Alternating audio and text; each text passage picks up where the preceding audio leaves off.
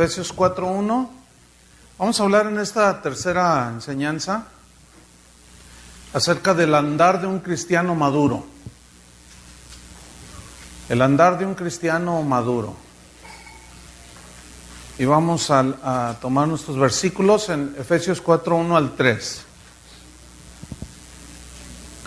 Dice así: Yo pues, preso en el Señor, os ruego que andéis como es digno de la vocación con que fuisteis llamados, con toda humildad y mansedumbre, soportándoos con paciencia los unos a los otros en amor, solícitos en guardar la unidad del Espíritu en el vínculo de la paz.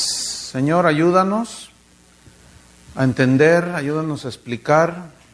Queremos crecer, ir hacia la madurez, Señor, para que nuestro andar sea en la madurez, en la espiritualidad genuina, y de esa manera glorificar tu nombre, Señor. En el nombre de Jesús te lo pedimos, Señor. Amén. Gracias, Señor. El apóstol Pablo nos lleva del conocimiento de la doctrina cristiana a la práctica, del conocimiento al terreno de los hechos. La vida cristiana correcta, saludable, está basada en principios correctos y saludables, ¿cierto? La sana doctrina, por lo tanto, es esencial para un andar cristiano correcto. Si nosotros dejamos a un lado la sana doctrina, también estamos dejando a un lado la oportunidad de vivir una vida cristiana sana, saludable. Por lo tanto, la doctrina cristiana es la doctrina bíblica.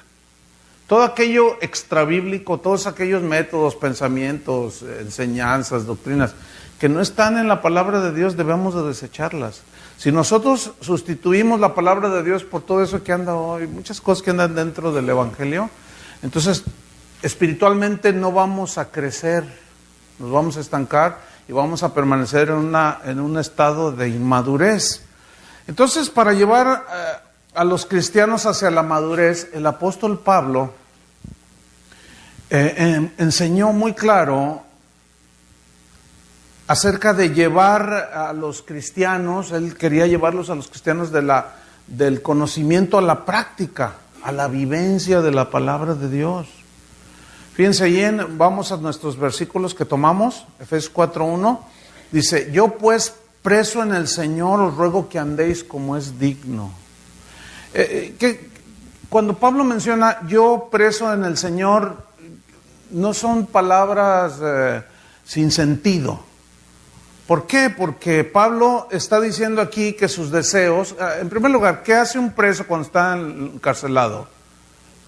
¿Cuál sus anhelos? ¿Cuál sus deseos? ¿Cuál su voluntad? No existe eso. Entonces Pablo lo que está diciendo es que sus deseos, sus motivos, sus normas de conducta, sus objetivos, todo lo que él pensaba, todo lo que él decía, todo lo que él hacía, se relacionaba únicamente con Jesucristo. Y únicamente como ministro a hacer la voluntad de Dios. Él se dedicó como ministro en las actividades propias de un verdadero ministro de Jesucristo. Pablo no tenía otro tema más que el Evangelio de Jesucristo. ¿Por qué? Porque era preso de Jesucristo. ¿Sí? Entonces él dice: yo como preso de Jesús, del Señor, os ruego que andéis. Fíjense el corazón del verdadero apóstol: os ruego. Es un ruego, es como un deseo profundo que tenía Pablo. No era una imposición, no era un autoritarismo. Pablo decía que la autoridad que le había sido dada era para edificación, no para destrucción. Que es lo que se usa hoy, la autoridad supuesta es para destruir, pero Pablo decía que era para edificar. Entonces él decía: yo les ruego que andéis. Aquí el verbo andar es el mismo que estudiamos en la enseñanza pasada, en la mañana. Significa andar alrededor de lo que tiene que ver con nosotros los cristianos, con la conducta cristiana cotidiana.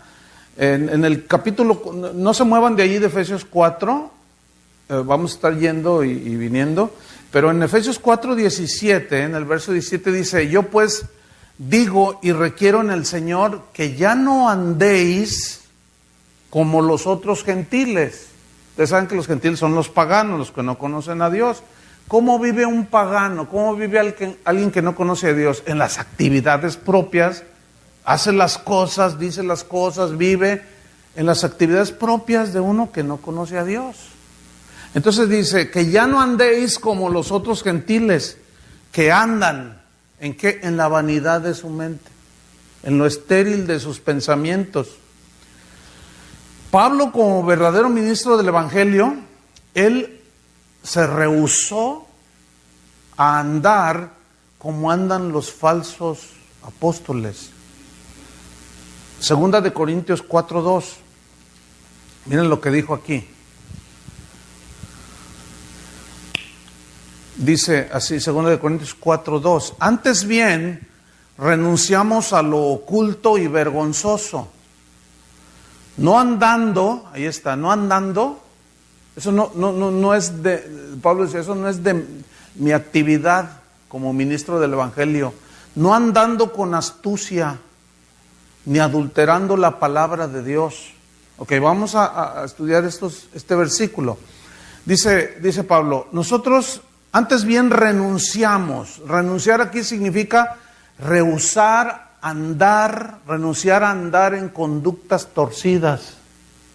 Fíjense lo que está diciendo Pablo. O sea, él está hablando del andar de un ministro, de un cristiano maduro, entendido de la voluntad de Dios, que quiere hacer la voluntad de Dios. Dice, nosotros renunciamos a andar en conductas torcidas. Eso es lo que significa. Y luego dice, renunciamos a lo oculto. Esta palabra oculto es muy interesante porque viene de una palabra griega kruptos, de donde se deriva la palabra castellana cripta. Ahora, ¿qué hay en una cripta? Un muerto. Y kruptos, que se traduce oculto, significa ocultar algo, esconder algo. ¿Qué está escondido debajo de la tierra y en una cripta? Un cadáver, un muerto, que huele mal, hay putrefacción, hay corrupción. Entonces dice Pablo, nosotros renunciamos a andar en conductas torcidas, ocultando, escondiendo. No tenemos cosas putrefactas, corrompidas. Nosotros no tenemos secretos escondidos. Eso significa también cruptos, oculto. Y habla, en definitiva, de las intenciones malvadas del corazón. Dice Pablo, no, yo no soy de esos. No olvidemos lo que Jesús dijo en el Evangelio de Marcos 4:22, porque no hay nada oculto que no haya de ser manifestado. Oculto es cruptos aquí. No hay nada que, por más escondido que esté y que se disimule, ¿verdad? Una envidia, una amargura, sale a la luz. De lo que está lleno el corazón, ¿qué dijo Jesús? Hablará la boca. Lo que está lleno del corazón nos va a controlar, por lo tanto, mire, es bien fácil detectar un amargado. De verdad, es bien fácil detectar un orgulloso. Es fácil detectar un avaricioso, ávido de dinero, porque lo que hablan los delata. El asunto es que hay que tener ese discernimiento que se va desarrollando con el conocimiento de Dios, la relación con Dios. Entonces Pablo dice, renunciamos a lo oculto, pero también añade otra palabra, y a lo vergonzoso. Sigo allí en Efesios 4:1. Renunciando a lo oculto y a lo vergonzoso. Aquí la palabra vergonzoso también se puede traducir como bajezas. ¿Qué es una bajeza? Por ejemplo, una bajeza como ministro es manipular a las ovejas, manipular sus emociones, como la ancianita que les comentaba ayer, que el pastor les trujaba y esa es manipulación de las emociones para hacerlas sentirle bien, pero no le está dando nada del Señor, no le está dando nada de la palabra, del Evangelio, ¿sí? Entonces todo tipo de manipulación es una bajeza. Y luego dice, no andando con astucia. Pablo otra vez entramos en el contexto. Pablo está hablando acerca del andar de un verdadero ministro, ¿sí? Que camina en la madurez, entendiendo la voluntad de Dios, sabiendo cuál es la voluntad de Dios y haciéndola. Y él está hablando de una conducta recta, prudente, limpia, sincera. Por eso dice, no andando con astucia. La palabra astucia significa, habla de una habilidad para hacer lo malo. Es increíble lo que ha penetrado dentro de la iglesia por ministros falsos. Y algunos que tal vez no son apóstoles falsos o falsos maestros, pero que están engañados. Porque ven que alguno lo hace por allí y piensa que así es, como se deben de hacer las cosas. Y no revisa la Biblia para ver si lo que dice está escrito. Como los de Berea, que Pablo les predicaba, y dice que escudriñaban las escrituras, a ver qué dijo esto, para ver si lo que decía Pablo era cierto. Entonces ustedes tienen el derecho de revisar lo que se escucha, ¿verdad? El problema es que venimos de una cultura pues religiosa, católica, donde lo que decía el padrecito, eso era, no, el padre dijo. Entonces nos acercamos a alguna iglesia cristiana, decimos nos acercamos a Cristo, y el pastor dijo, o sea, lo mismo. Y hacemos, nada más lo trasladamos ahora al cristianismo protestante o evangélico, ¿sí? Oye, pero no, el pastor dijo. Bueno, sí, pero eso que dijo el pastor, ¿está en la Biblia? ¿Tiene fundamento bíblico? Pues Pablo dice, nosotros no andamos así. Nosotros renunciamos a lo oculto y a lo vergonzoso. No usamos de habilidad, de astucia para hacer lo malo. Una vez estaba escuchando en un canal por allí de televisión cristiana, cuestionable, a un predicador allá de México. Entonces estaba diciendo un montón de cosas. ¿Cómo es posible? Entonces yo le mandé un correo, le dije, mire apóstol, porque él dice que es apóstol. Entonces yo le dije, mire, con todo respeto apóstol, lo que usted está diciendo o dijo en esta enseñanza, lo torció para sacarle dinero a la gente. Entonces me dice, no, yo sé cuál es el significado. Dice, no, yo sé cuál es el significado. Lo que tú me dices es verdad, yo lo sé. Entonces yo le conté, entonces ¿por qué lo haces? Dice, porque a mí me funciona. Y luego dice, ¿qué no sabes que la naturaleza de las ovejas es dar lana? Usted entiende ese doble, ¿no? Porque hay algunos de salvadoreños, guatemaltecos, en México decimos lana, dinero. Entonces dice, la naturaleza de las ovejas es dar lana, entonces a las ovejas hay que trasquilarlas. Increíble, increíble. Entonces dice, renunciamos a lo oculto, a lo vergonzoso, no andando con astucia, ni adulterando la palabra de Dios. Adulterar significa corromper.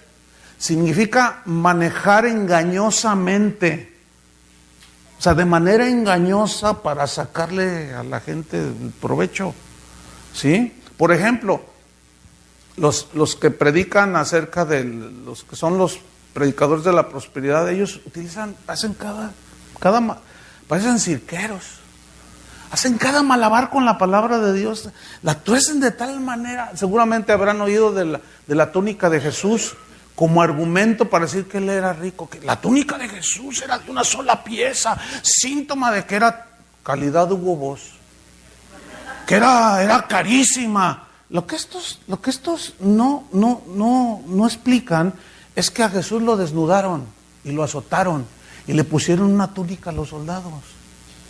Por eso tiraron un volado, porque sí era de costosa, pero esa se la pusieron estos otros. Y tuercen todo, con una habilidad impresionante, y la gente en la ignorancia dice, amén, amén, sí, gloria a Dios, es verdad. Y por otro lado el Señor dice, llega uno y le dice, Señor, te seguirá donde quiera que vayas. Dice, mira, las aves tienen nidos, las zorras tienen sus cuevas, el Hijo del Hombre no tiene ni dónde recostar la cabeza. A ver, ¿cómo lo equilibras? ¿Será pobre? Es que ese no es el mensaje del Evangelio, hermanos. La necesidad fundamental de un ser humano es la salvación. No tener la mejor casa, el mejor coche. La necesidad fundamental del ser humano es la salvación. Y una vez obtenida la salvación por gracia, viene el discipulado para formarlos a la imagen de Jesús. Eso es el cristianismo. Entonces Pablo dice, ni adulterando la palabra de Dios, sino por la manifestación de la verdad. Entonces Pablo está hablando de un andar propio de un ministro del Evangelio. Pero también como cristianos tenemos que tener ese andar digno. Pablo reprendió el andar desordenado de algunos cristianos que vivían en Tesalónica. Vamos allí a 2 Tesalonicenses 3, 6. 2 Tesalonicenses 3, 6. Fíjense cómo había algunos cristianos allí que no estaban glorificando a Dios con su conducta. Y Pablo los reprende. ¿Por qué? Porque no entendían cómo debía ser su conducta. Eran inmaduros, con seguridad. Entonces, miren lo que les dijo. 2 Tesalonicenses 3, 6. Dice así: pero os ruego, hermanos, pongan atención a esto, os ruego, hermanos, en el nombre de nuestro Señor Jesucristo, fíjense lo que dice, que os apartéis de todo hermano que ande desordenadamente, y no según la enseñanza que recibisteis de nosotros. Porque vosotros mismos sabéis, o sea, ya conocéis, ya tienen conocimiento, de qué manera debéis imitarnos. Pues nosotros no anduvimos desordenadamente entre vosotros. O sea, tenían una conducta propia de un ministro. Y luego dice en el versículo 10, porque también cuando estábamos con vosotros, os ordenábamos esto: si alguno no quiere trabajar, tampoco coma. ¿Por qué dijo esto? Porque algunos cristianos en Tesalónica decían, no, pues los cristianos, los hermanos son bien buenos. Y no faltó el flojo, no faltó el que abusaba de la generosidad de los creyentes. Y esto se sigue dando, hermanos. Hay gente que llega a las iglesias, oiga pastor, ayúdenme, no, necesito $10,000 y pues ustedes son cristianos, ayúdenme. Oye, no, pero pues a ver, somos cristianos, pero no somos beneficencia pública. A todo el que llega y pide, o sea, no, tenemos que tener sabiduría y discernimiento, hermanos, porque algunos viven así. Los domingos se van y visitan 10 iglesias y de a $100 que saquen, son $1,000. Pues no hacen nada, pero como somos bien buena onda, pero nos falta sabiduría. O sea, hay que ser generosos, pero hay que pedirle a Dios sabiduría también. ¿O no? Nosotros hemos detectado gente en la congregación que le piden $5 a él y pues como aquí Isaías es bien buena onda, pues sí, no, pues que son $5, pero a 50 hermanos de a $5. Y como es una congregación de varios miles de personas, pues quién sabe cuánto les pedirán. Entonces yo instruyo a la gente y les leo esto y les enseño para que maduren, tengan sabiduría. Y a ver, ¿cómo? A ver, hermano, ¿que no tienes trabajo? Pues yo tengo un negocio, yo te doy trabajo. Ah, no, pues es que... Entonces...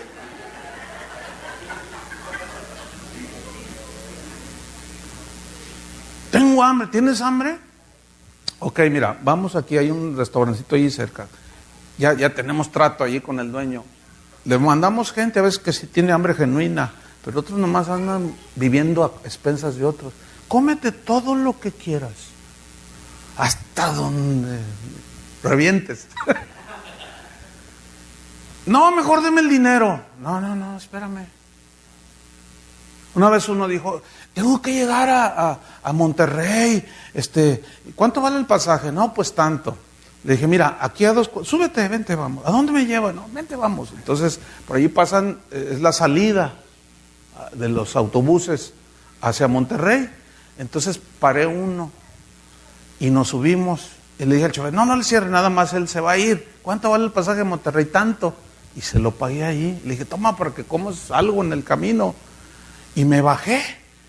Entonces yo fui siguiendo el autobús. A las 4 cuadras se bajó.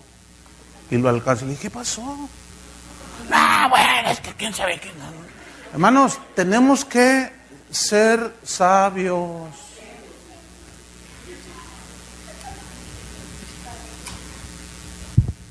Porque hay mucha gente que abusa de la... Y luego te quieren chantajear, no te dejes chantajear. Pues no, que muy cristiano. Tú dile, no, sí soy cristiano, pero también tengo que ver qué onda contigo.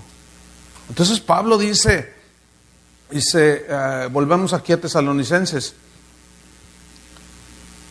Dice, nosotros les ordenamos, si alguno no quiere trabajar, tampoco coma. Dice el versículo 11, porque oímos que algunos de entre vosotros andan desordenadamente. ¿Ves? O sea, ellos eran de los que oían y no hacían.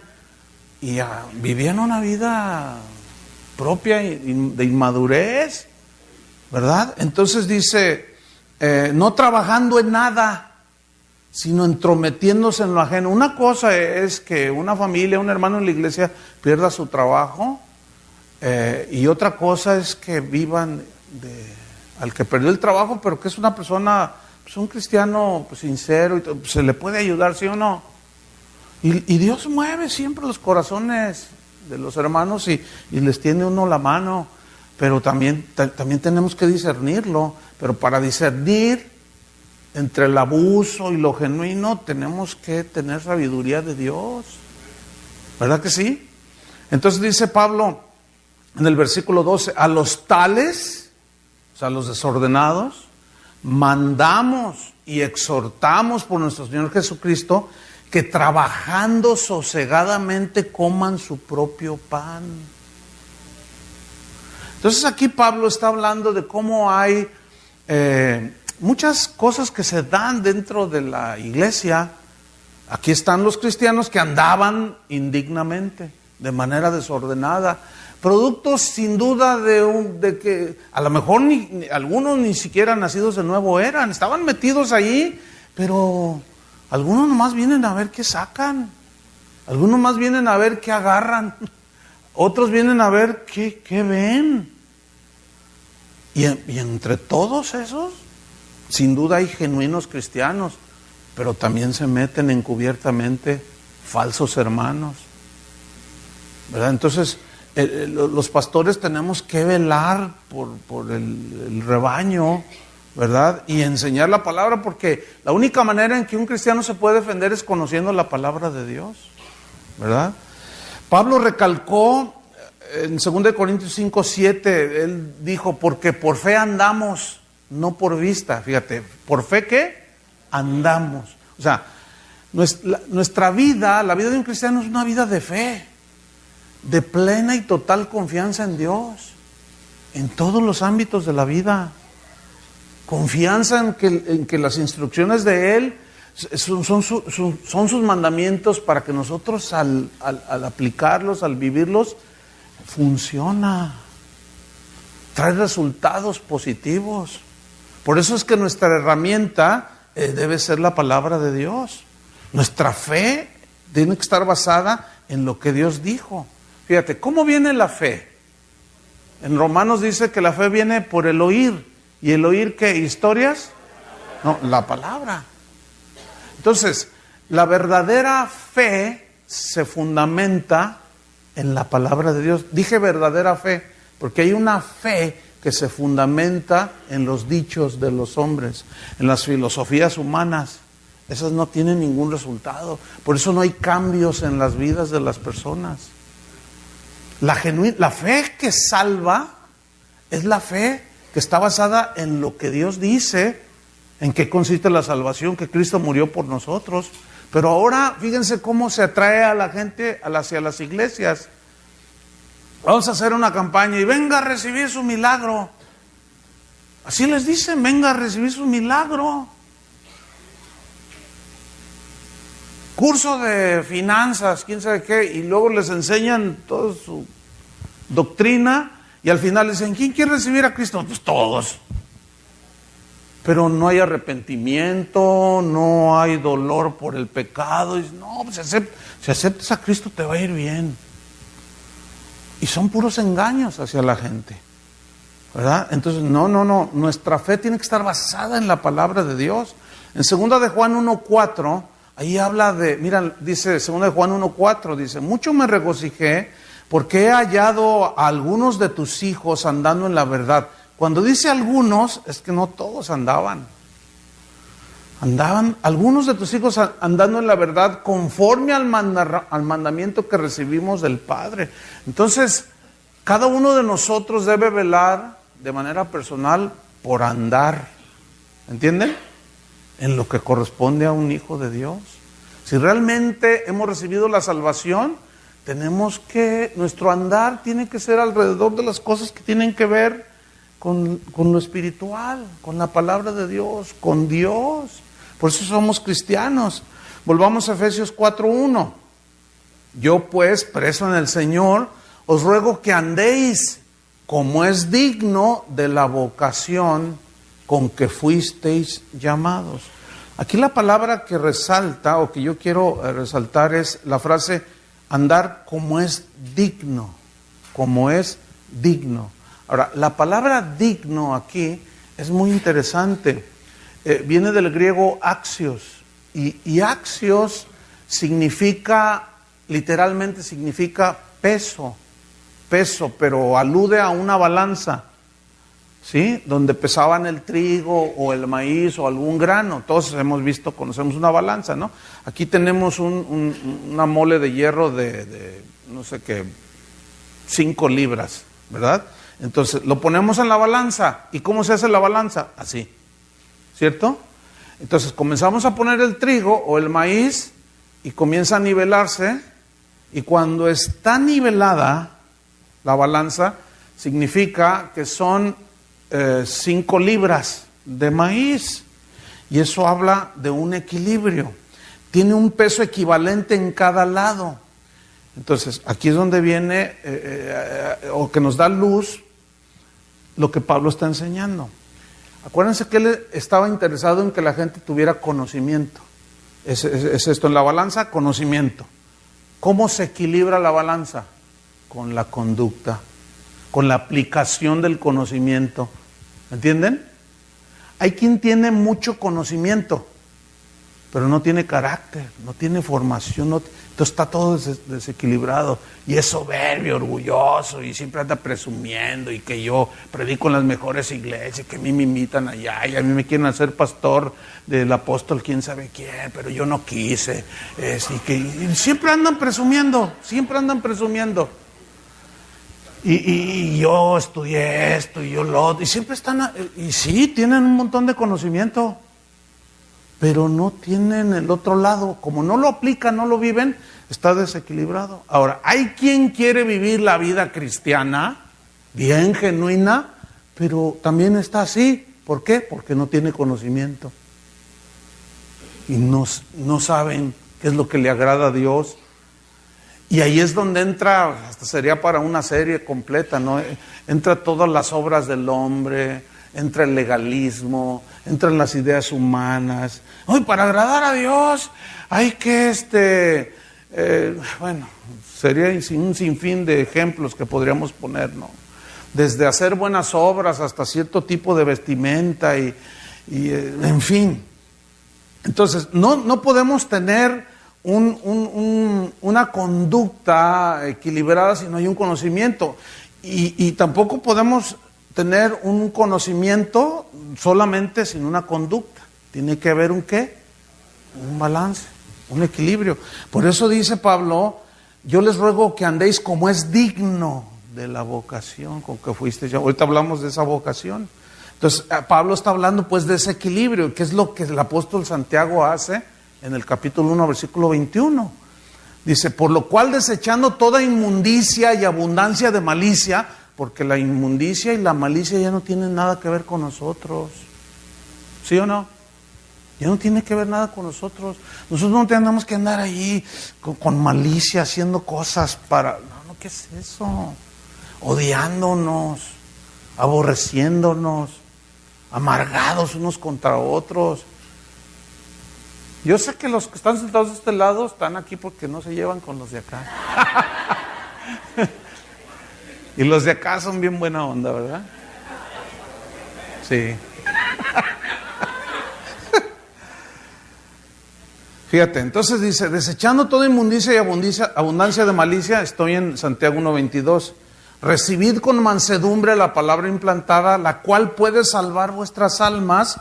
Y lo dice en el 22, pero sed hacedores de la palabra. Ahí está el mismo principio. O sea, escuchen conocimiento, pero luego háganlo. ¿Ven? Ese es el gran problema que, bueno, se detecta desde los primeros cristianos. Por eso Pablo tenía un énfasis en que hubiera ese equilibrio. Jesús lo enseñó igual. Los textos de Mateo 7 que cité en la enseñanza pasada. Todo aquel que oye la palabra y la hace, ¿ven? Es el mismo principio. Y el que oye y no hace, y allí está de nuevo. Entonces Pablo dice, yo pues, preso en el Señor, os ruego que andéis como es digno de la vocación con que fuisteis llamado, y lo dice en la frase, como es digno de la vocación. Vocación significa llamamiento, eso significa vocación, el llamamiento de Dios. Ahora, ¿cuál es el llamamiento que Dios nos hace ahora acerca de la conducta y de la vida cristiana? Y nos da aquí algunos ejemplos. Dice el versículo 2, como es digno de la vocación, y luego dice, con toda, ¿qué? Humildad. Toda, significa en todos los aspectos de la vida. Ahora, ¿qué es la humildad aquí? La humildad, aquí la palabra humildad, viene de una palabra griega que significa literalmente pensar con docilidad, o sea, ser dócil, pero el término habla de un sentimiento que tiene el cristiano, un sentir, un concepto, un entendimiento de pequeñez delante de Dios y ante su palabra. A ver si me explico. Está Dios ahí y nuestra actitud no es soberbia ante Él. Es una actitud no como la del fariseo de Lucas 18, ¿se acuerdan? Gracias te doy, Señor, porque no soy como los demás. Yo diezmo, yo hago oro, ayuno, y todo. Yo no soy como este. ¿Se acuerdan de esa parábola? Y si llegó otro y ni levantaba el rostro y se golpeaba. Señor, no soy Dios, Señor, soy pecador, ten misericordia. ¿Cuál de los dos salió justificado? Todos los pastores quisieran a alguien que ayunara, orara y diezmara. Pero nadie quiere arrepentidos. Pero el Señor sí. Fíjate, el Señor pone todo en su balance. Dice, no, para mí lo que interesa es que tu corazón arrepentido. A mí no me interesa tu dinero, dice el Señor, ¿verdad? Aunque a algunos sí les interesa el dinero de ustedes. Entonces dice, con toda humildad. Fíjate que los romanos y los griegos en su vocabulario de ese tiempo no tenían vocabulario para exaltar la humildad.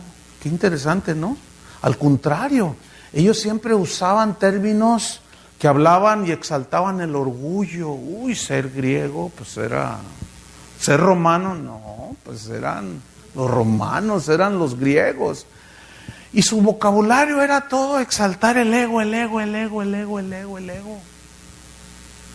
¿Sí? Pero el día de hoy, en la iglesia se ha metido esa actitud de exaltar el ego. Hoy te hablan de ser un triunfador, un ganador. Bueno, ustedes viven en la tierra del campeón. No te conformes con lo que eres, no te conformes con lo que tienes. Tú puedes, y entonces tú oyes todo eso, yo puedo, Demuéstrales, yo les demostraré. No vive próspero, triunfador, y están todos. Se la creen. Y luego se paran delante de Dios, no con actitud humilde ni sumisa ante Él ni ante su palabra. Cuando Pablo dice con toda humildad, es una actitud dócil y así recogida ante Él y ante su palabra. Como dice Habacuc, oí tu palabra y temí. Que cuando leamos la palabra de Dios tengamos temor. Es que ahí dice, es que Él dijo. Cuando dice, así dice el Señor, o así dijo Jehová, tenemos que temblar. Pero vean el orgullo que nos cargamos. No, bueno, así dice, pero yo pienso que deberíamos de hacerle así. Predicadores que en el púlpito ya no lo disimulan. Una vez uno que pues era mi amigo, ya no es, no sé por qué. Pero dijo aquí, dijo algo. Dice, no, yo sé, no lo busquen en la Biblia. No está en la Biblia, pero lo digo yo. Oye, no, pues así le tiramos carrilla. No, pues ya, fíjate, no fue media broma. No fue media broma. Porque en realidad estás haciendo lo que te da tu gana. Bueno, no recibió la exhortación. Se la hicimos con humildad. Oye, no, es que mira, ¿cómo tú dices eso? Eso es una ofensa a Dios. No lo busquen, no está, pero lo digo yo. Estás diciendo que tu palabra, lo que estás diciendo, vale más que lo que dice el Señor. Y los que están abajo, amén. ¿Cómo amén? Entonces, vean cómo se está exaltando el ego. Eso no es propio de un cristiano. ¿O sí? Eso no es andar con humildad. Eso demuestra únicamente la inmadurez total, o aún peor, el no haber nacido de nuevo. Pero están metidos en las iglesias. Tremendo, ¿no? Entonces la humildad, hermanos, es un rasgo de madurez en la vida de un cristiano. Pero la humildad pues no es traer ropa así rota y tenis desgastado. No, es una actitud ante Dios, hermanos. Ante Dios y ante su palabra.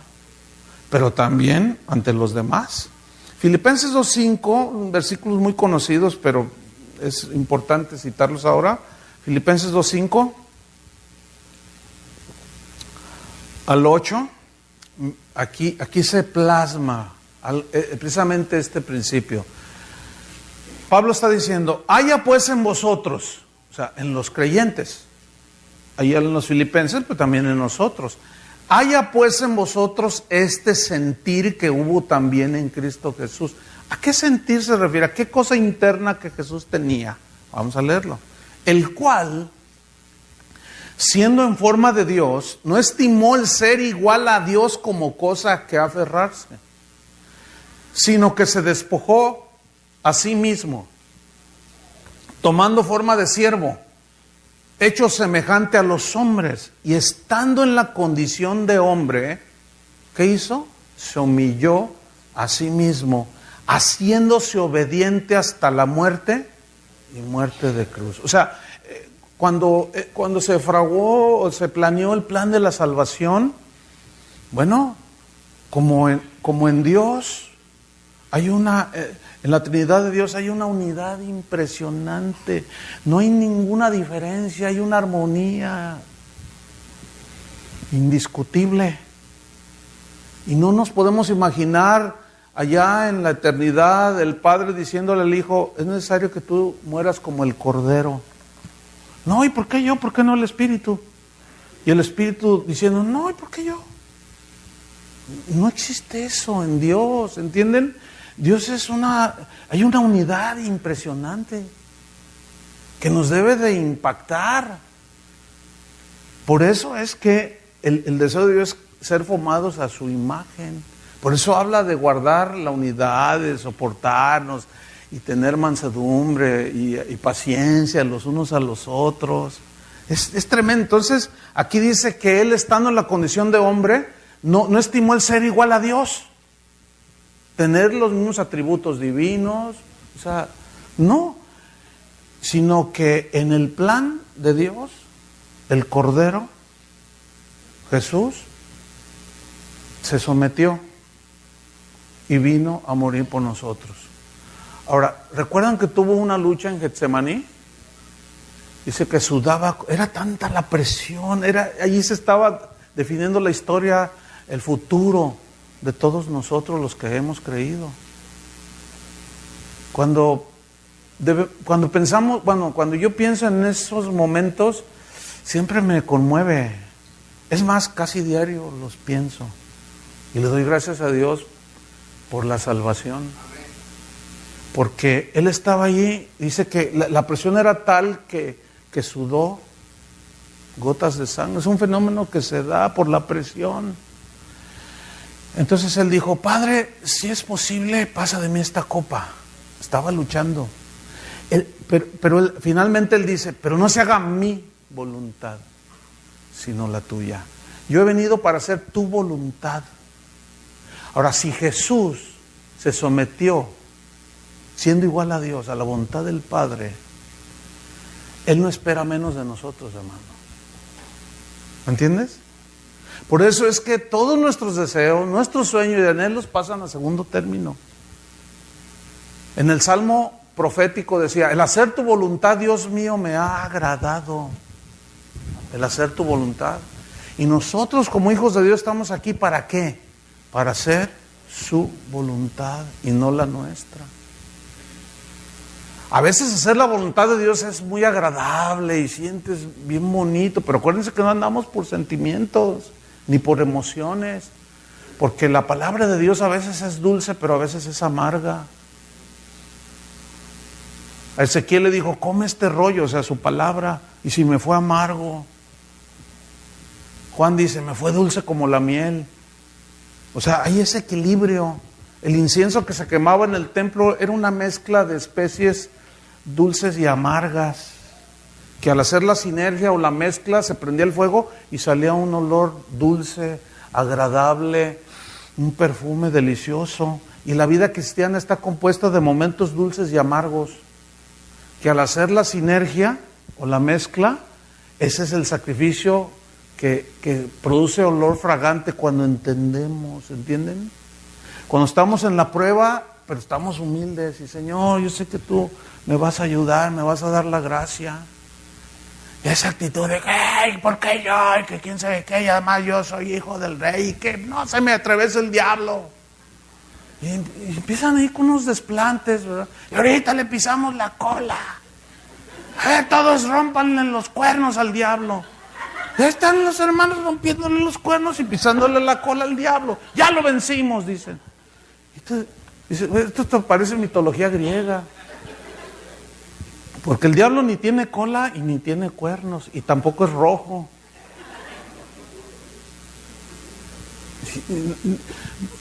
A Pablo le decía a Timoteo, olvídate de eso, aléjate de las fábulas y de los mitos. No, la iglesia está llena de fábulas y de mitos que... Entonces Jesús tenía esa actitud y dice Pablo, haya en vosotros el mismo sentir. O sea, sometimiento a Dios. Eso significa andar con toda humildad. Pedro lo entendió y lo enseñó también en 1 Pedro 5:5. Él está instruyendo, fíjate, y dice, igualmente jóvenes, 1 Pedro 5:5, igualmente jóvenes, estad sujetos a los ancianos y todos sumisos unos a otros. Ese sería un tema a tratar con más amplitud, pero tenemos que avanzar. Luego dice, revestíos de humildad. O sea, para recibir la exhortación de alguien, tenemos que tener una actitud humilde, ¿no? Para aceptar nuestros errores, tenemos que tener una actitud humilde, ¿sí o no? Para recibir una enseñanza de alguien, tenemos que tener una actitud humilde. Entonces dice, revestidos de humildad, porque Dios resiste a los soberbios y le da gracia a los humildes. Gracia es el favor. Es la capacidad para enfrentar las pruebas de la vida. Es como cuando le dijo a Pablo, bástate mi gracia. O sea, mi gracia te va a ayudar a aguantar la prueba. Pero él tenía un espíritu humilde. He rogado 3 veces que lo quite de mí, pero me dijo, bástate mi gracia. Pues me basta su gracia. Ya entendí que cuando soy débil y no confío en mí, entonces soy fuerte. Pues aquí está el aguijón. A los Gálatas dice, a pesar de yo tuve una enfermedad en mis ojos y a pesar de esa enfermedad les prediqué el evangelio. O sea, nada lo detuvo porque él sabía que su vida estaba en sus manos, en las manos de Dios. Y lo dice el versículo 6, 1 Pedro 5, 6, humillaos pues bajo la poderosa mano de Dios para que Él los exalte cuando fuere tiempo. Humíllense delante de la presencia del Señor. Jesús lo dijo de esta manera, de todos conocido, Mateo 11, 29, llevad mi yugo sobre vosotros. ¿Qué es un yugo? Es lo que llevaban los animales de las yuntas aquí. Llevad mi yugo sobre vosotros y aprended de mí. Él es el máximo ejemplo. Aprended de mí que soy manso y humilde de corazón. Mira esto, aprendan de mí que soy manso. ¿Manso cómo? O sea, ¿en relación con qué? Con la voluntad de Dios. Y humilde de corazón. ¿En relación con qué? Con lo que el Padre le había dicho que hiciera por nosotros. Aprendan de mí que soy manso y humilde y hallaréis descanso para vuestras almas. Si algo busca la gente en este mundo es paz y descanso. Pues así lo encontramos. Mira, crezcamos en el Señor. ¿Sí? Cuando nosotros crecemos en mansedumbre y en humildad, hay paz en el corazón, porque sabes que estás haciendo la voluntad de Dios. Y tenemos descanso.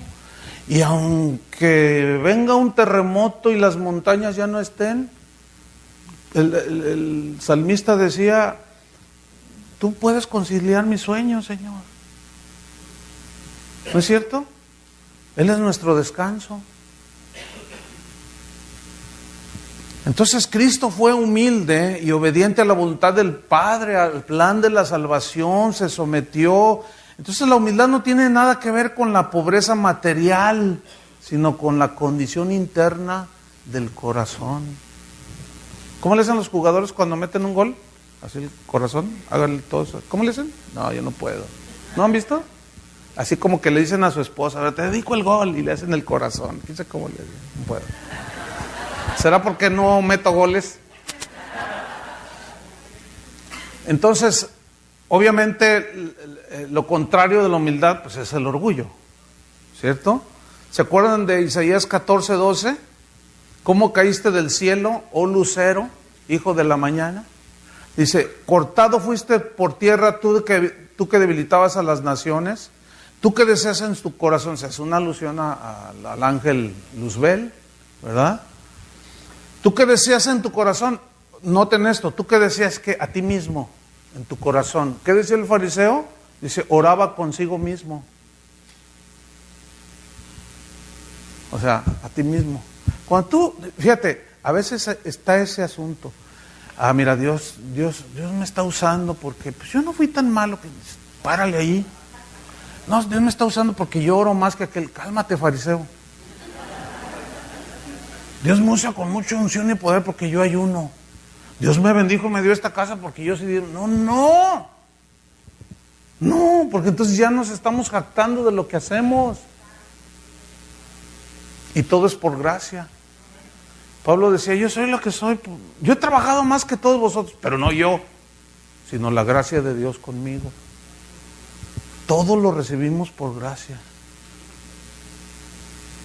¿Qué decía el grande mandamiento? ¿Amarás al Señor tu Dios? Porque luego decimos, no, es que yo soy bien inteligente, es que yo estudié en Harvard, es que yo soy bien, no, soy bien picudo, no, yo soy bien inteligente, no, yo me las gasto bien, es que yo estudié acá, leí allá. Y empezamos a decir que nosotros, bueno, pero si analizamos y ponemos el equilibrio, ¿qué dice el grande mandamiento? ¿Amarás al Señor tu Dios con qué? ¿Con toda tu mente? Ahí están tus pensamientos. ¿Quién te dio la mente y la capacidad de pensar? Dios. Con todas tus fuerzas. ¿Quién te dio las fuerzas? Con todo tu ser. ¿Quién te dio? Dios. Entonces todo es de Dios. Y las gracias sean dadas a Dios. Y el reconocimiento y la gloria es ¿para quién? Para Dios. Como un pastor hace no mucho allá en México dijo, estaba regañando a su gente allí porque no daban. Dice, no, ya me voy porque ustedes son mezquinos, dice, y si me voy Dios se va conmigo. Y yo le decía, ay, sí, y todos se pusieron, ay, no se vaya, váyase, porque usted no tiene a Dios. Y deje que venga uno que tenga a Dios y pastorea las ovejas de Dios.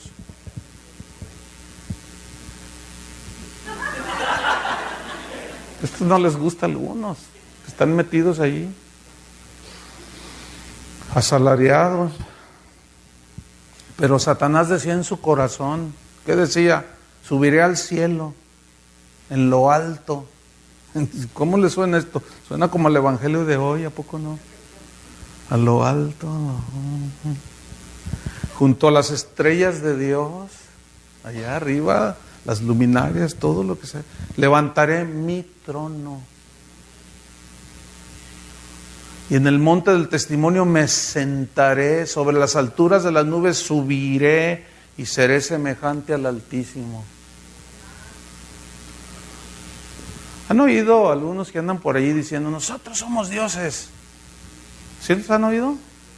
Nosotros gobernamos esta tierra, nosotros reinamos en esta tierra y vamos a establecer el reino de Dios aquí en esta tierra.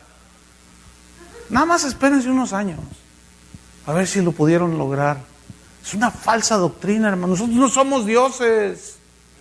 Es una pésima interpretación de los textos. No tengo ahorita tiempo para explicarlo. Los dioses no necesitan salvación. Los dioses salvan. Entonces no somos dioses. Pero su lógica es esta. Fíjense la lógica que usan. Bien humana. Dicen, a ver, cuando se ayunta un macho león con una leona, ¿qué nace? Un leoncito. Una jirafa, macho con una jirafa hembra, una jirafita. Un elefante, macho con... todo conforme a su naturaleza. A nosotros, ¿quién nos engendró? Dios. ¿Qué somos? Y todos, dioses.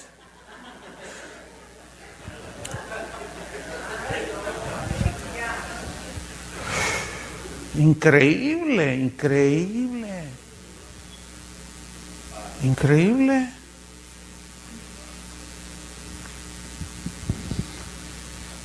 Pues todo ese evangelio que produce soberbia, hermanos. Autosuficiencia. Yo declaro, yo decreto. A ver, espérame. Y Dios, no, yo declaro porque yo tengo la autoridad. Y yo establezco. Y yo declaro, y yo ordeno. ¿Y dónde está Dios ahí? Es que Dios me dio la autoridad. O sea, en otras palabras, yo estoy ahora en lugar de Dios. Lo que yo digo se hace. Fíjate nomás. Y todo es producto de esa doctrina. Pero se palpa inmediatamente la soberbia y el orgullo. ¿Sí o no? Y luego los ignorantes hermanos que están ahí sentados creen que así es. Y quieren ser ministros y los reproducen. Y los hacen 2 veces más hijos del infierno que esos. No, el asunto es complicado, hermanos. ¿Por qué? Porque nos alejamos de la palabra de Dios. Y nos vamos por otras cosas. Por eso Jesús les dijo a sus discípulos, bienaventurados los pobres en espíritu, porque de ellos es el reino de los cielos. ¿Qué son los pobres en el espíritu? Los que reconocen su necesidad de Dios, su insuficiencia. Oye, Chuy, ¿tú te pones nervioso cuando predicas? Me pongo nervioso. El día que confíe en lo que yo sé o estudies, hasta allí llegué.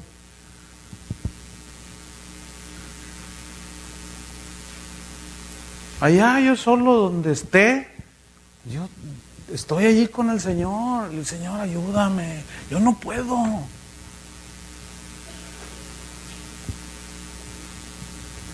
Pero ¿qué es lo que nos lleva a ese punto? Pues el reconocerlo a Él y la palabra. ¿Entienden? Y cuando el Señor dice ve, pues ve. Cuando el Señor te dice cállate, cállate.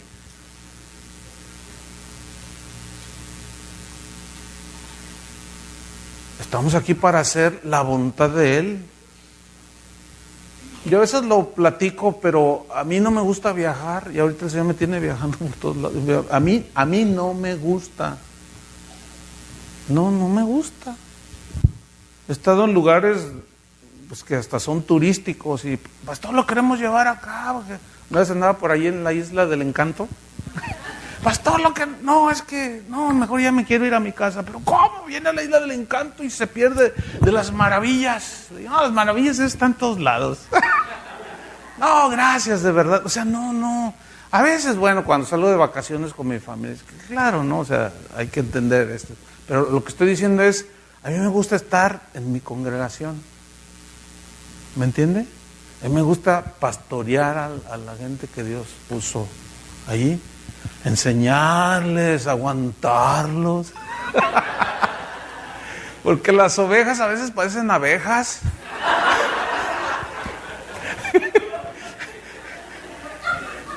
Que es donde entran muchas cosas que tienen que ver con el ministerio, ¿no? No, de veras, como aquel hombre que iba en el campo y pues miraba así la naturaleza muy bonita y pues las abejitas producen miel, ¿no es cierto? Son pues insectos benéficos. ¿A quién no le gusta la miel?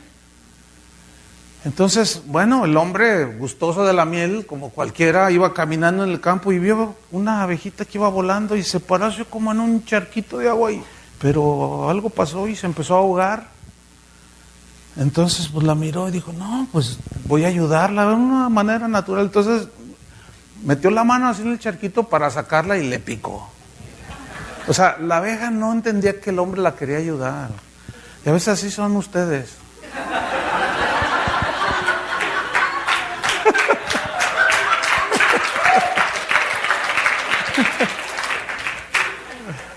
Bueno, allá las ovejas allá de Guadalajara, pues, 30 años allí, imagínense, ya entienden, ¿no? O sea, aguantan la vara porque saben. Pero muchos no, aún así, hay algunos que no. Uno los quiere ayudar y te pican. Entonces uno tiene que aguantar el...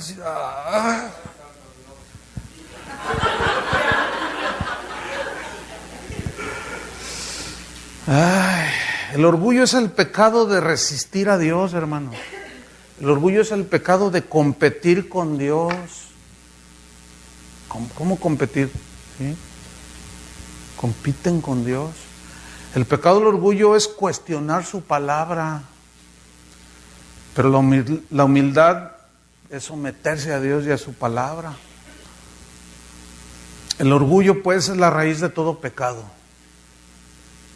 Por eso es que nada tiene que ver con el cristiano, porque el orgullo no tiene nada que ver con Dios. Jesús es humilde. ¿Entienden? ¿Se acuerdan a Satanás sembrando allá en el huerto del Edén el orgullo? No, lo que pasa es que sabe Dios que si tú comes seréis igual a Dios. Fíjate, y le tocó eso. Fíjate, en el mundo como es, siempre apelan al orgullo, siempre. Compra este auto para que te sientas realizado. Usa esta ropa para que te sientas segura. Entonces ahí va toda la gente, toda esa exaltación al ego, todo, nada que ver.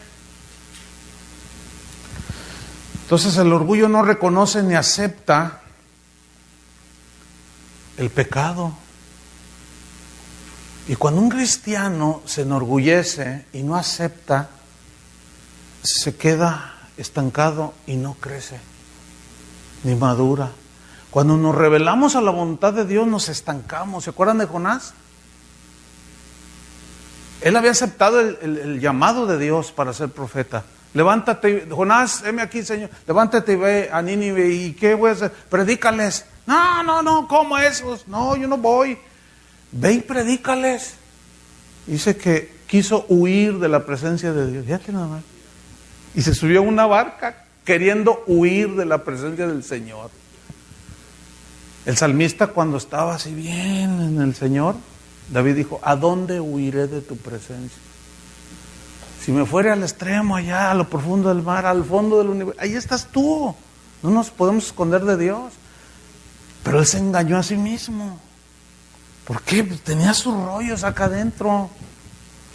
Y se metió en una barca y se fue. Dice que se metió allá a la barca y el diablo lo sacudió, así dice, ¿verdad? Así dice que el diablo. ¿Quién preparó la tempestad? Dios. Y él sabía, porque les dijo: tírenme al mar, porque yo sé que por mí es el asunto. Pero no se doblaba ante Dios. Y muchos cristianos, yo los oigo, amén, yo sé que estoy mal, pero pues en su tiempo, no sé qué, que yo, que... Jonás.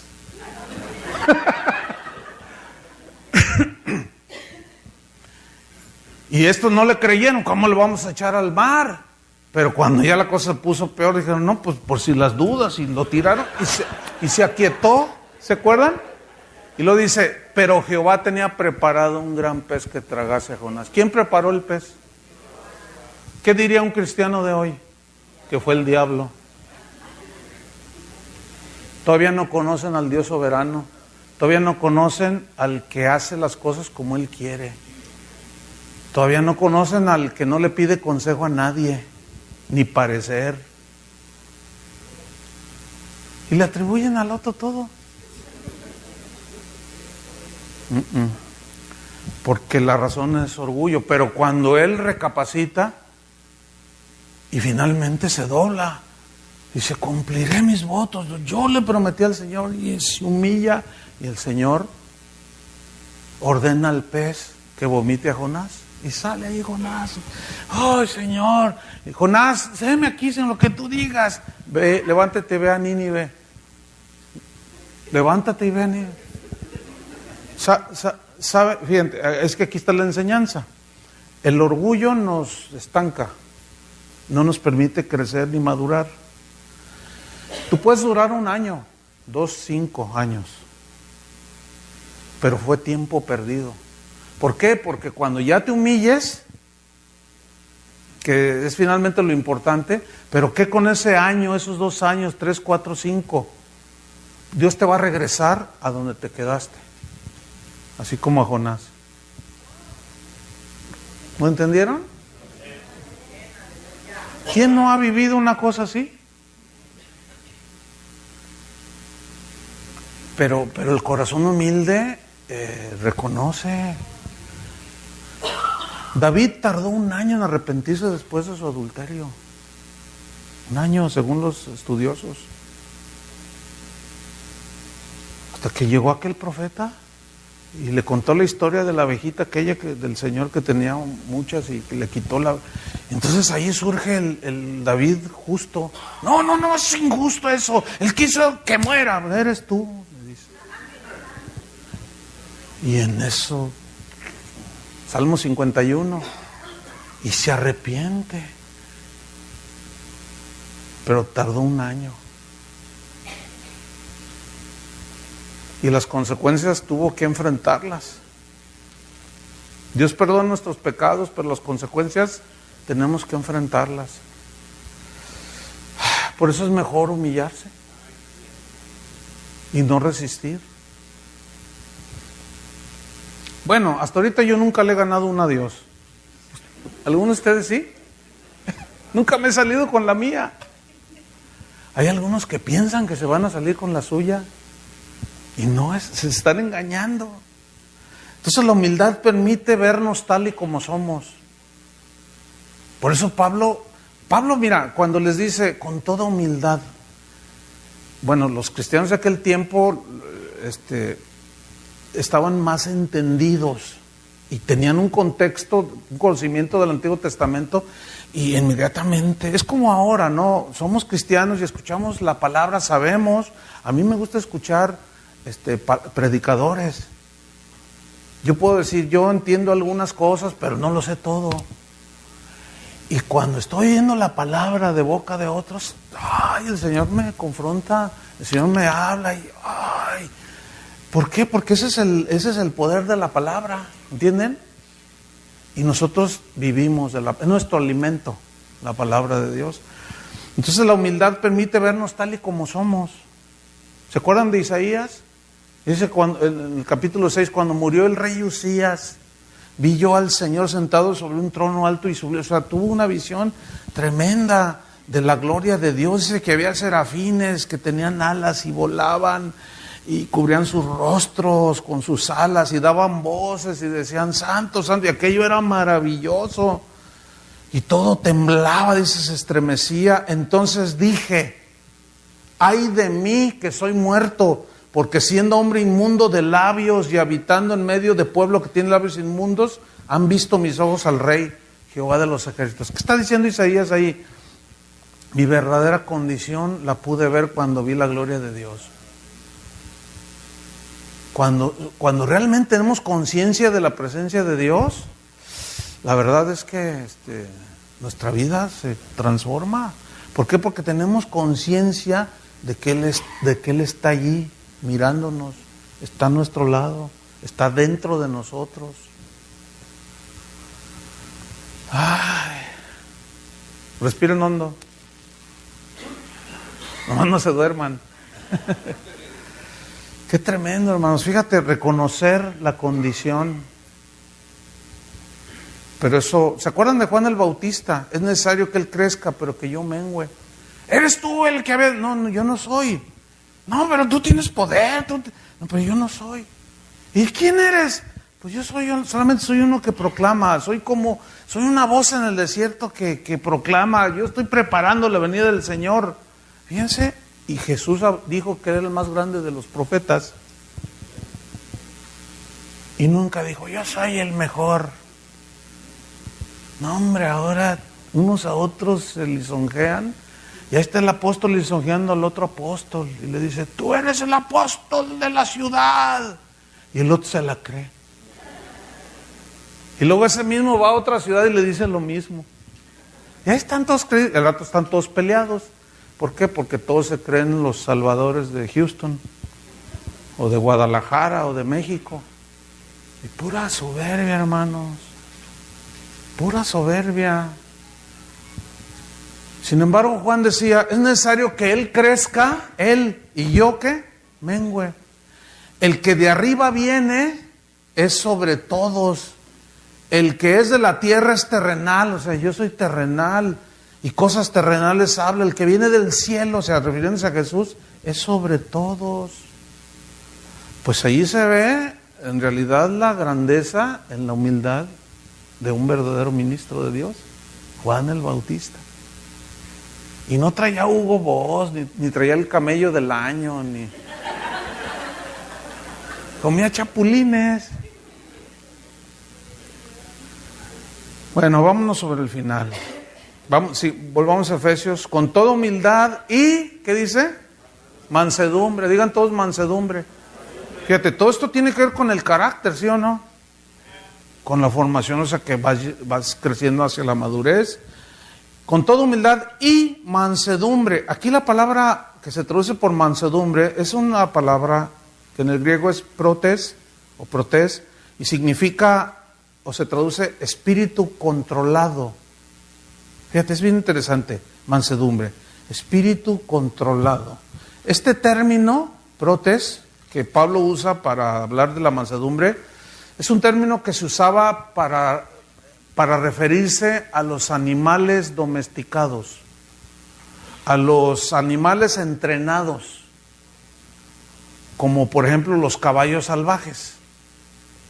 Los caballos salvajes eran domesticados. ¿Cómo los domestican a los caballos salvajes? Pues primero los apresan y luego los jinetes entendidos, adiestrados, se montan en él y comienza el trabajo, ¿sí? Y por naturaleza el caballo salvaje pues brinca. Hay una historia que nos contó un Hace muchos años, un maestro de la escuela bíblica, se les voy a contar, tal vez lo han oído, pero viene al caso ahora. Había en la pradera, por allí, dos caballos, una manada de caballos salvajes, pero el líder se llamaba Pancho. Bueno, estamos alegorizando también, ¿no? Y había otro ahí que los secundaba y los seguía, y se llamaba Pepe. Espero no haya ningún Pepe aquí, o algún Pancho, bueno, está bien. Entonces, bueno, cuenta esta historia que ellos pues vivían en la pradera, hacían lo que querían, iban a donde querían, corrían a donde les daba la gana, se dormían donde querían, todos eran libres. Pero cerca de allí había un rey que tenía una carroza muy bonita, pero era tirada por caballos. Y de cuando en cuando los súbditos del rey iban a apresar caballos para domesticarlos y arrastrar la carreta del rey.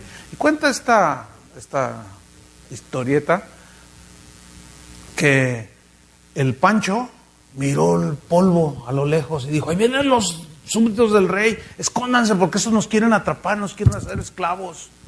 Y el Pepe dijo: no, vamos a dejarnos, y pásale ahí todos la alerta, y ahí vienen, escóndanse todos. Entonces, y sí llegaron a apresarlos, pero no los encontraban porque estaban escondidos. Y así andaban cazándolos. Finalmente un día que cazan al Pepe, lo agarran. Entonces el Pancho, así medio ocultado en su idioma caballesco, le gritaba al Pepe: cuando se te suba el jinete, tíralo al piso, no permitas, no te doblegues, porque si tú te doblegas, te van a hacer un esclavo. Entonces el Pepe iba decidido, iba atrapado, iba lazado así, decidido a que no iba a permitir que nadie lo domara. Bueno, pues al otro día lo meten al corral y los lazan de acá y se le monta un jinete y dice: no, y por ahí estaba escondido el Pancho. Y le decía y le gritaba que no te dejes, y el otro brincaba y el jinete se caía, y otra vez. Fue cediendo el Pepe y el Pancho le decía: no te dejes. Y se me figura como algunos cristianos, que el Señor los empieza a tratar y empieza a domarlos. Y los rebeldes: ay, sí, ¿a poco? Sí, no te creas. Ay, sí, no. Cálmate, Pancho.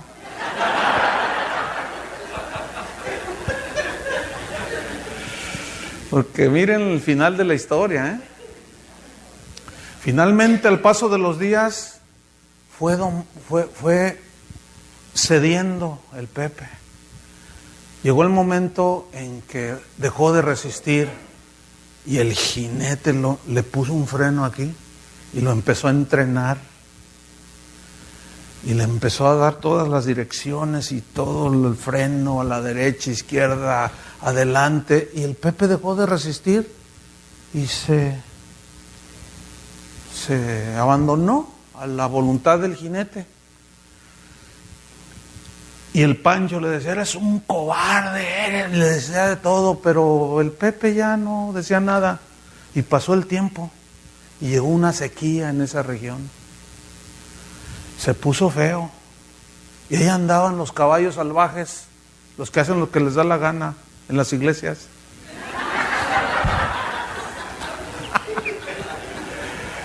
Haciendo lo que... Pero había sequía y empezaban a morir de sed. Pero en eso el Pancho, que ve la polvareda, y dice: corran todos porque vienen los súbditos del rey y nos van a atrapar. Y venía la carreta del rey. Entonces el Pancho estaba allí mirando, y los demás también. Y si era la carreta del rey, jalada, tirada por 8 caballos, 2, 4, 6, 8. Pero resulta que los 2 de adelante, uno de ellos, les parecían reconocerlo. Era el Pepe. Fíjate. Entonces se para la carreta del rey y el Pancho le dice: ¿eres tú, Pepe? No puedo creerlo. Sí, soy yo, le dice. Pero mira, ¿cómo es posible? ¿Cómo estás, Pancho? Le dice. Pues aquí, mira, pasándola. Está dura la sequía, pero soy libre. Y le dice Pancho, pues ya cambió mi parecer, porque yo todos los días tengo comida, tengo cuidado, tengo agua, y ahora tengo el privilegio de jalar y de tirar la carreta del rey. Y dice el carretero, adelante. Y aquellos caballos fornidos, briosos, pero mansos. Alguien definió la mansedumbre como poder bajo control. O sea, el caballo domesticado no pierde su brío, no pierde su fuerza, pero es manso. ¿Entendieron la historia? Con toda mansedumbre. O sea, si tenemos carácter, pero tenemos todavía, está ahí en cosas, pero pues que mande el jinete, ¿no? Que mande el jinete y que él cuando nos diga a la derecha, pues a la derecha, ¿no? Cuando dice párate, pues te paras. Y tendrás el privilegio de tirar la carreta del rey. Mientras los otros ahí, rebeldes que habitan en tierras secas, se están muriendo. Humildad y mansedumbre. Entonces la mansedumbre es poder bajo control, hermanos. Porque el caballo domesticado sigue manteniendo su fortaleza, su brío, pero su voluntad está bajo el control de su dueño. Y esa es una señal de que alguien está ahora dominando. ¿Realmente Jesús está señoreando en nosotros? Esa es la pregunta. Y termino en Gálatas 4:2. Con toda mansedumbre y humildad y mansedumbre, soportándoos con paciencia los unos a los otros en amor. Fíjate, soportándoos con paciencia. Aquí paciencia es del griego macrotumia. Macro es de algo grande. Macrotumia es, y significa aguante extenso. O sea, habla de aguantar de manera notable. Aguantar. Dice, paciencia los unos con los otros. ¿Por qué muchos matrimonios no duran? Porque no tienen paciencia el uno con el otro en sus errores. ¿Por qué hay tantas divisiones en la iglesia? Porque no hay carácter formado, no hay paciencia en la gente, ¿entienden? A veces el más impaciente es el pastor. No le gustan, pues lárguense y malditos sean. ¿Ustedes creen que esa es la iglesia del Señor? Ese no es el proyecto de Dios para su iglesia. La Biblia dice, Pablo dice en los romanos, soporten a los débiles, a los que dudan, convencedlos. Perdón.